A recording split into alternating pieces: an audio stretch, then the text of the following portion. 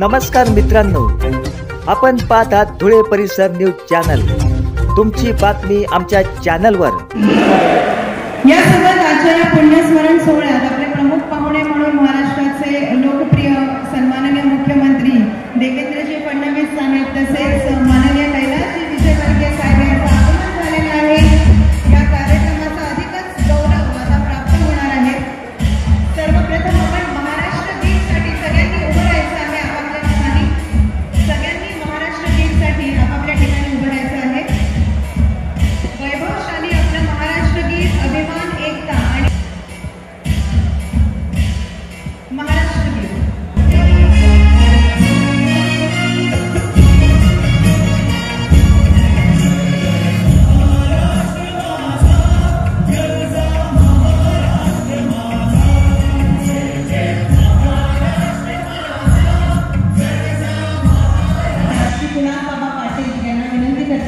की त्यांनी सन्माननीय मुख्यमंत्री श्री देवेंद्रजी फडणवीस साहेबांचं स्वागत आणि सत्कार करायचा आहे।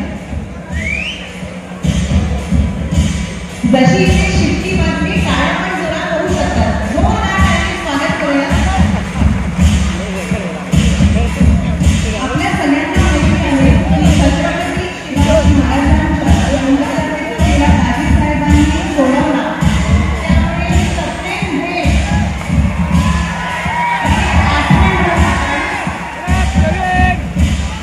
सन्माननीय मुख्यमंत्री यांना भेट दिली आहे। खूप खूप धन्यवाद।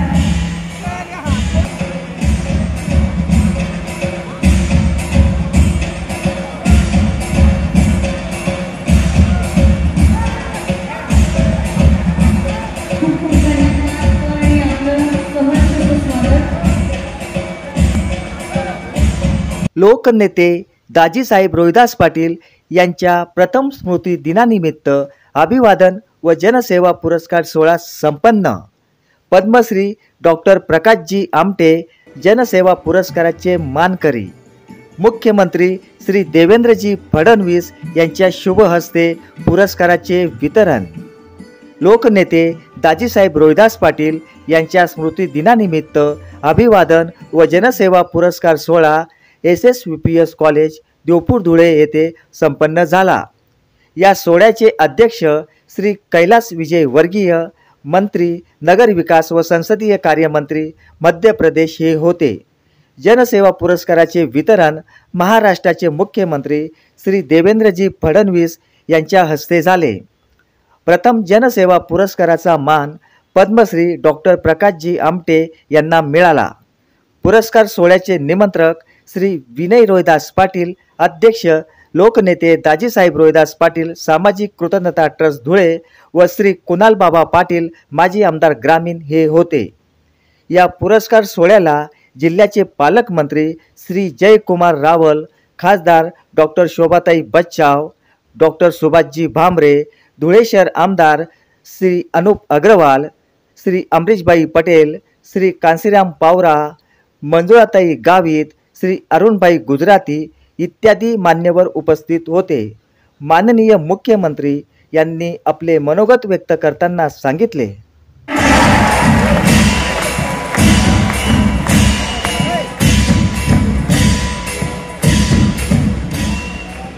हिंदवी स्वराज्याचे सरसंस्थापक छत्रपती शिवरायांना मानाचा मुजरा करतो। भारतीय राज्यघटनेचे शिल्पकार भारतरत्न डॉक्टर बाबासाहेब आंबेडकर यांना मानवंदना अर्पण करतो। ज्यांच्या पुण्यतिथीच्या निमित्ताने आपण सर्व लोक या ठिकाणी एकत्रित आलो आहोत। ते या खानदेशचं एक लोकप्रिय आणि समर्पित नेतृत्व लोकनेते दाजीसाहेब रोहिदास पाटील यांच्याही पावन स्मृतीला या ठिकाणी अभिवादन करतो आणि त्यांच्याच स्मृती प्रित्यर्थ देण्यात येणाऱ्या जनसेवा पुरस्कार सोहळ्यामध्ये अध्यक्ष म्हणून आपल्याला लाभलेले मध्य प्रदेशचे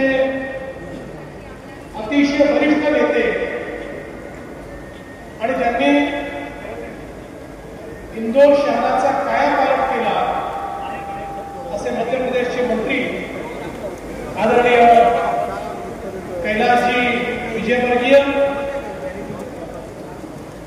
ज्यांना हा पुरस्कार आपण देतो ते लोकबिरादरी प्रकल्प गडचिरोली जिल्ह्यामध्ये हेमलकस्याला आदिवासींची सेवा आणि प्राणी मित्रांची सेवा करत आपलं संपूर्ण आयुष्य अविरत ही सेवा जी करतायत असे डॉक्टर प्रकाश आमटेजी आणि त्यांना तितक्याच समर्थपणे या सेवेमध्ये साथ देणाऱ्या आदरणीय मंदाकिनीताई आमटे, मंचावर उपस्थित असलेले आमचे सहकारी मंत्री जयकुमार रावलजी, जयकुमार गोरेजी, खासदार स्मिताताई वाघ, शोभाताई बच्चाव, अमरीशभाई पटेल, ज्येष्ठ नेते अरुणभाई गुजराती, या ठिकाणी उपस्थित मातोश्री लताताई देवदास पाटील, आमचे मित्र कुणालबाबा पाटील, काशीरामजी पावरा, अनुपजी अग्रवाल, हेमंतजी पाटील, राजेशजी पाडवी, दिलीपजी बोरसे, सत्यजितजी तांबे, मंजुळाताई गावी, सुभाषजी भामरे, रणजितसिंग नाईक निंबाळकर, सुभाषजी देवरे, विनयजी पाटील, दीपकजी पाटील, बापूसाहेब खलाणे, गजेंद्र शेठ अंपळकर, मंचावरील सर्व मान्यवर आणि या ठिकाणी उपस्थित सर्व माझ्या माता भगिनी आणि बंधू, आज दाजी साहेबांना त्यांच्या स्मृतींना वंदन करण्याकरता या ठिकाणी मी आलो आणि मला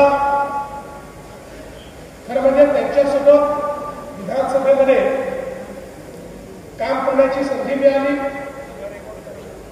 त्यांचं नेतृत्व आणि त्यांचं व्यक्तित्व हे दोन्हीही मी जवळून बघू शकतो आणि खऱ्या अर्थानं एकीकडे संपूर्ण व्यवस्थेची माहिती चांगलं ज्ञान असताना देखील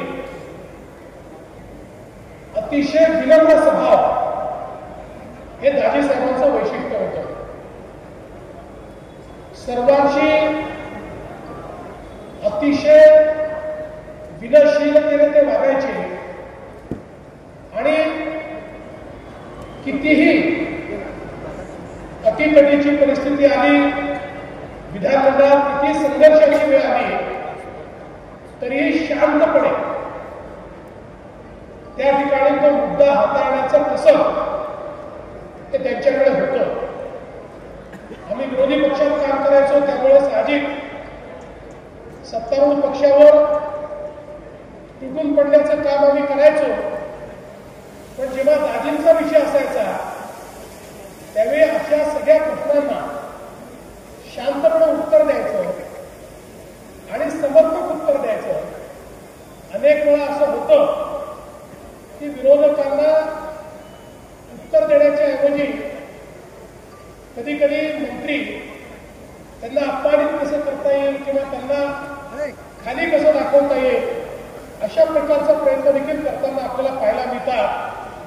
पण दाजी अशा प्रकारच्या मंत्र्यांपैकी होते की ते शांतपणे मुद्दा समजून आणि समोरच्याचंही समाधान होईल अशा प्रकारचं उत्तर द्यायचे.